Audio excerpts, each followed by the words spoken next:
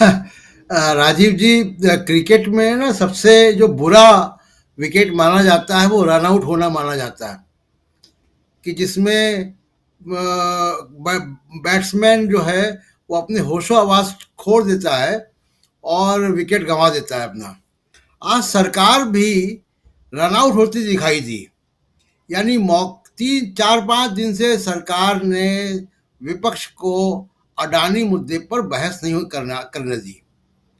संसद नहीं चल पाई, और आज जब संसद चली तो धन्यवाद राष्ट्रपति के धन्यवाद प्रस्ताव में पूरी मोदी अडानी राम कथा जो है 1 घंटे की राहुल गांधी ने कर दी वहां।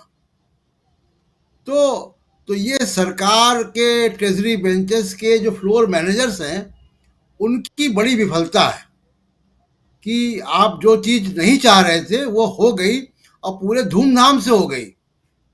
फोटो भी दिखा दिया राहुल गांधी ने, सारी बातें कर दी, विदेश ट्रिप की बातें कर दी, उनके बिजनेस की बात कर दी, उनके प्रधानमंत्री से संबंध कैसे है वो बातें कर दी, कैसे वो प्रधानमंत्री के काल के दौरान 609वें स्थान से दूसरे स्थान पर गए।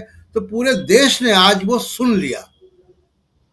तो ये तो ट्रेजरी बेंचेस की सरकार की, मैं कहूंगा कि बड़ी एक रणनीतिक विफलता रही है उनकी। अगर यही करना था तो डिबेट हो जाने देते। बिल्कुल।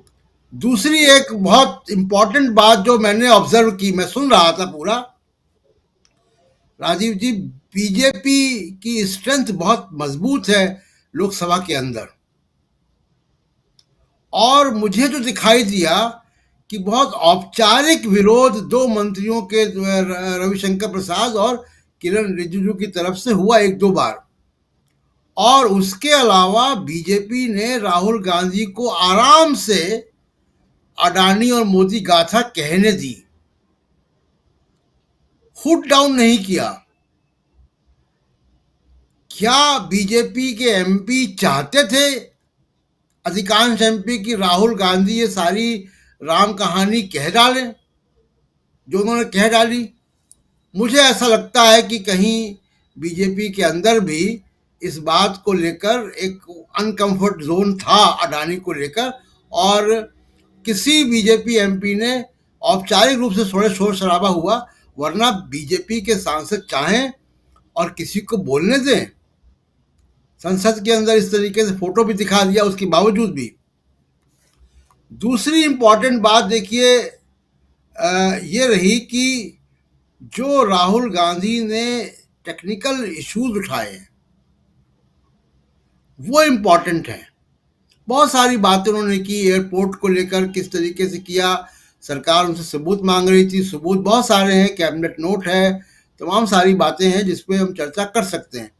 तीसरी एक बार संसद के बाहर जो हुआ कि अडानी जी की रिकवरी, उनके शेयर्स में एक आंशिक रिकवरी देखने को मिली है, वो प्रोफेसर अखिल स्वामी ज़्यादा बताएंगे इस बारे में, क्योंकि उन्होंने 9,000 करोड़ से भी ऊपर का उन्होंने जो सितंबर 2024 तक की जो देनदारी थी वो उन्होंने कर दी कल ही, इस उम्मीद में कि बहुत शेयर मार्केट में रिबाउंड होगा, शेयर मार्केट में उत्साह आएगा।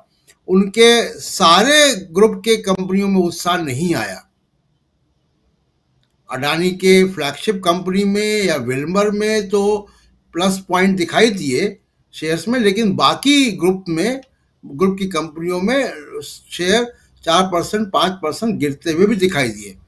तो वो भी एक जो संसद के बाहर हुआ वो इम्पोर्टेंट है।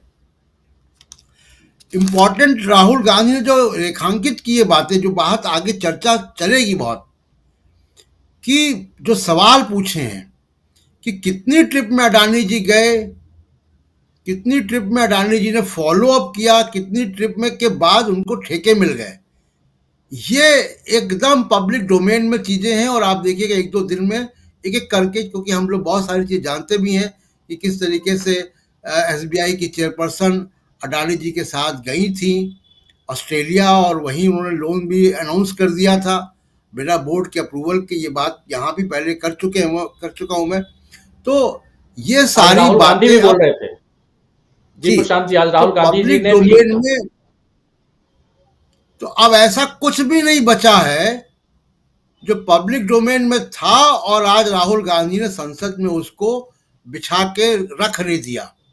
राजीव जी, और बातें छोड़ दें अगर हम, और सिर्फ ये देखें कि राहुल गांधी पिछले 4 महीने जिन रास्तों से होकर गुजरे हैं, आज नहीं तो कल मीडिया के जरिए, यूट्यूब के जरिए, फेसबुक के जरिए, सोशल मीडिया के प्लेटफॉर्म के जरिए राहुल गांधी का ये भाषण उन रास्तों पर पहुंच रहा है जिन रास्तों से राहुल गांधी कन्याकुमारी से कश्मीर तक गए हैं। ये एक बहुत बड़ा हिंदुस्तान है, और उन सब लोगों से जिन्होंने रस्से के उस पार, सड़क के उस पार, या रस्से के अंदर, या किसी भी तरीके से छतों से, अपने रास्तों से, घरों के ऊपर से राहुल गांधी को देखा है, उनसे हाथ मिलाया है, उनके साथ चले हैं, वो सब इस वीडियो को देखेंगे, और केवल देखेंगे नहीं, आगे बढ़ाएंगे। तो ये एक नई कंस्टिट्यूएंसी भारत जोड़ो यात्रा की एक क्रिएट हुई है, और वो बहुत बड़ी कंस्टिट्यूएंसी है, और इसका अंदाज बीजेपी को शायद है। पहली बात। दूसरी बात, देखिए, मैंने लंबे समय तक, और आप सब लोग तजुर्बेकार लोग हैं यहाँ पे, संसद भवन में रिपोर्टिंग किया है, सरकारों की रिपोर्टिंग की है। मैंने किसी प्रधानमंत्री, देखिए प्रधानमंत्रियों की आलोचना होती है, वाजपेयी जी की भी होती थी, चंद्रशेखर की भी होती थी, राजीव गांधी की भी होती थी, गुजराल, देवगौड़ा, सभी प्रधानमंत्रियों की आलोचना संसद में होती है। इतने गंभीर आरोप, किसी उद्योगपति के साथ साठगांठ के आरोप, ये पहली बार हुआ है। नरेंद्र मोदी पहले प्रधानमंत्री हैं जिनके ऊपर संसद में इस तरीके के व्यक्तिगत लांछन लगे हैं, और वो भी विपक्ष के सबसे बड़े नेता की तरफ से। तो ये एक नई चीज है जो कि नरेंद्र मोदी को परेशान करेगी, या बीजेपी की पॉलिटिक्स को परेशान करेगी, और आगे लंबे समय तक ये बात याद रखी जाएगी कि किस तरीके से नरेंद्र मोदी पर संसद के भीतर व्यक्तिगत लांछन लगे। मुझे नहीं याद आता कि कभी वाजपेयी पे या मनमोहन सिंह पे या किसी और प्रधानमंत्री पर इस तरीके के व्यक्तिगत लांछन लगे। नीतियों को लेकर, उनके फैसलों को लेकर बहुत आलोचना होती रही है संसद में। तीसरी एक बहुत महत्वपूर्ण बात हुई आज राजीव जी, या पिछले कुछ दिनों में, और आज खासकर उस पर मुहर लगी है। कॉर्पोरेट जगत को एक संदेश गया है कि राजनीति में डायरेक्ट इन्वॉल्वमेंट मत करो। अगर आप राजनीति में डायरेक्ट इन्वॉल्वमेंट करोगे, आप संसद में उछाले जाओगे, आपके ऊपर इंटरनेशनल एजेंसियों की आंख होगी, आप मीडिया में आओगे, शेयर मार्केट में तहस नहस होगा। यानी ये एक संदेश गया है, जाना चाहिए।